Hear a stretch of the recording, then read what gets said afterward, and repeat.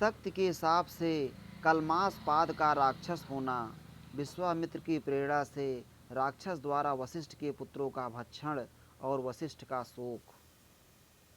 गंधर्व कहता है, अर्जुन, इक्ष्वाकु वंश में एक राजा हुए जो लोक में कलमास पाद के नाम से प्रसिद्ध थे।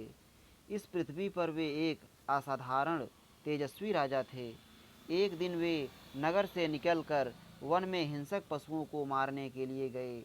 वहाँ वे रिपुमर्दन नरेश, वराहों और अन्य हिंसक पशुओं को मारते हुए इधर उधर विचरने लगे।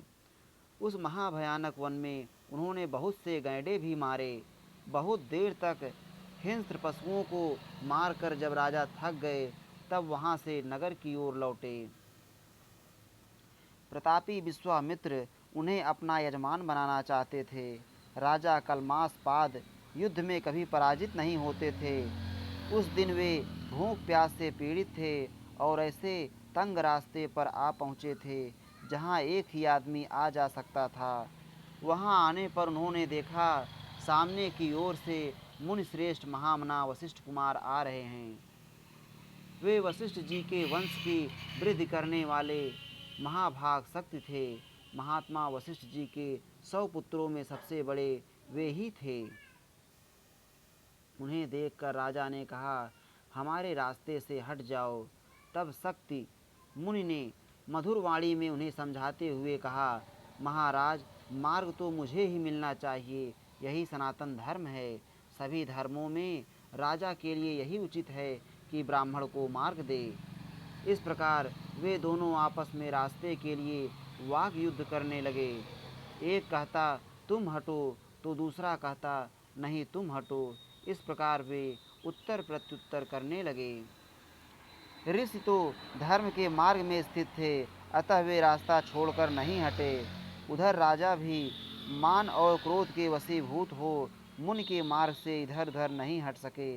राजाओं में श्रेष्ठ कलमासपाद ने मार्ग न छोड़ने वाले शक्ति मुनि के ऊपर मोहवश राक्षस की भांति कोड़े से आघात किया। कोड़े की चोट खाकर मुनि श्रेष्ठ शक्ति ने क्रोध से मूर्छित हो उन उत्तम नरेश को शाप दे दिया।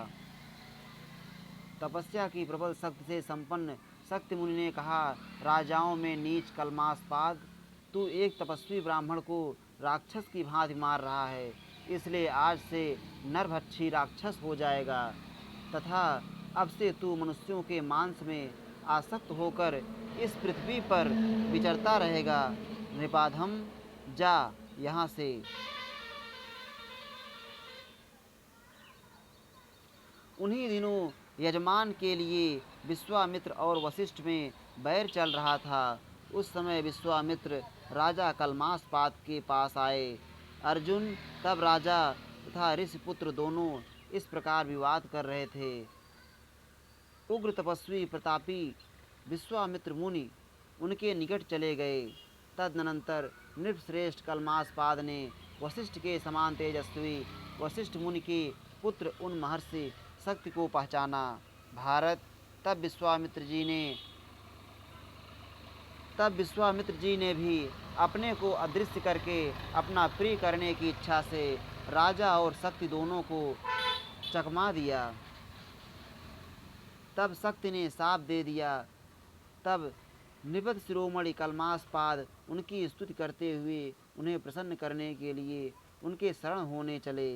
कुरुश्रेष्ठ, राजा के मनोभाव को समझकर उक्त विश्वामित्र जी ने एक राक्षस को राजा के भीतर प्रवेश करने के लिए आज्ञा दी।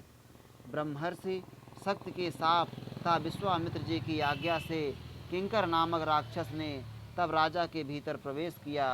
शत्रुसूदन, राक्षस ने राजा को आविष्ट कर लिया है, यह जानकर मुनिवर विश्वामित्र जी भी उस स्थान से चले गए।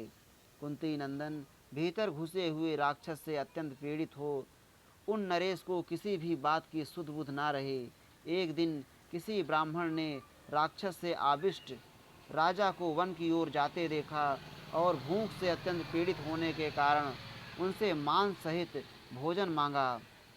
तब राजर्षि मित्र सह कलमासपाद ने उस दृश्य से कहा, ब्राह्मण, आप यहीं बैठिए और 2 घड़ी तक प्रतीक्षा कीजिए। मैं वन से लौटने पर आपको यथेष्ट भोजन दूंगा। यह कहकर राजा चले गए और वह ब्राह्मण वहाँ ठहर गया। पार्थ, तत्पश्चात महामना राजा मित्रसह इच्छा अनुसार मौज से घूम फिरकर जब लौटे तब अंतःपुर में चले गए। वहाँ आधी रात के समय उन्हें ब्राह्मण को भोजन देने की प्रतिज्ञा का स्मरण हुआ।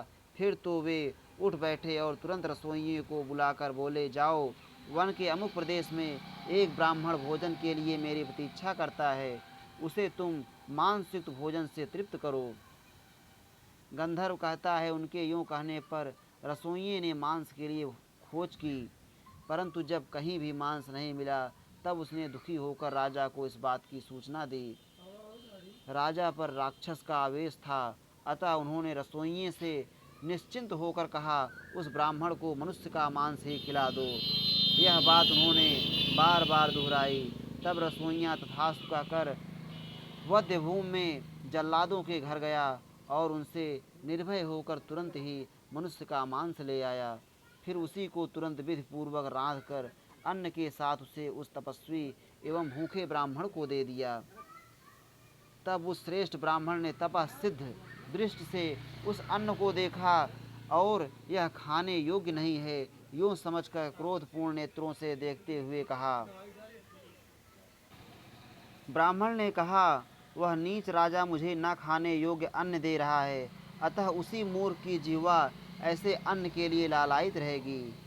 जैसा कि शक्ति मुनि ने कहा है, वह मनुष्यों के मांस में आसक्त हो समस्त प्राणियों का उद्वेग पात्र बनकर इस पृथ्वी पर विचरेगा। 2 बार इस तरह की बात कही जाने के कारण राजा का साप प्रबल हो गया। उसके साथ उनमें राक्षस के बल का समावेश हो जाने के कारण राजा की विवेक शक्ति सर्वथा लुप्त हो गई।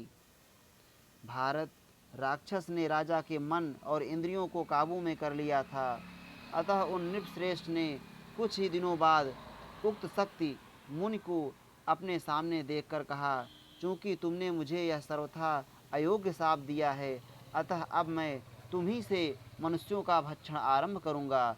यूँ कहकर राजा ने तत्काल ही शक्ति के प्राण ले लिए और जैसे बाघ अपनी रुचि के अनुकूल पशु को चबा जाता है, उसी प्रकार वे भी शक्ति को खा गए। शक्ति को मारा गया देख विश्वामित्र बार बार वशिष्ठ के पुत्रों पर ही आक्रमण करने के लिए उस राक्षस को प्रेरित करते थे। जैसे क्रोध में भरा हुआ सिंह छोटे मृगों को खा जाता है, उसी प्रकार उन राक्षस भावापन्न नरेश ने महात्मा वशिष्ठ के उन सब पुत्रों को भी, जो शक्ति से छोटे थे, मारकर खा लिया। वशिष्ठ ने यह सुनकर भी कि विश्वामित्र ने मेरे पुत्रों को मरवा डाला है, अपने शोक के वेग को उसी प्रकार धारण कर लिया जैसे महान पर्वत सुमेरु इस पृथ्वी को। उस समय अपनी पुत्र वधुओं के दुख से दुखित हो वशिष्ठ ने अपने शरीर को त्याग देने का विचार कर लिया, परंतु विश्वामित्र का मूलोच्छेद करने की बात बुद्धिमानों में श्रेष्ठ मुनिवर वशिष्ठ के मन में ही नहीं आई।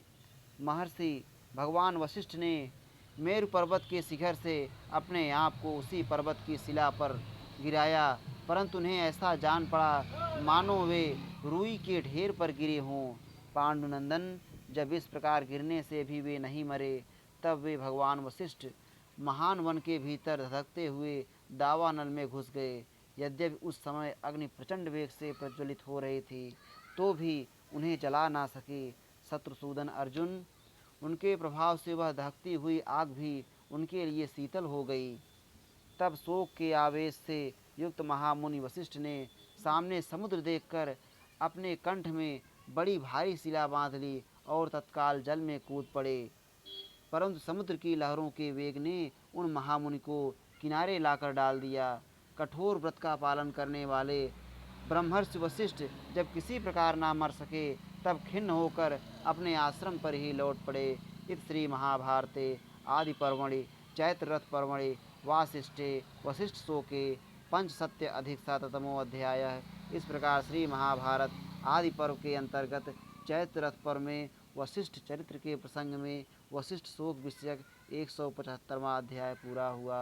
श्री राधा वल्लभ लाल की जय।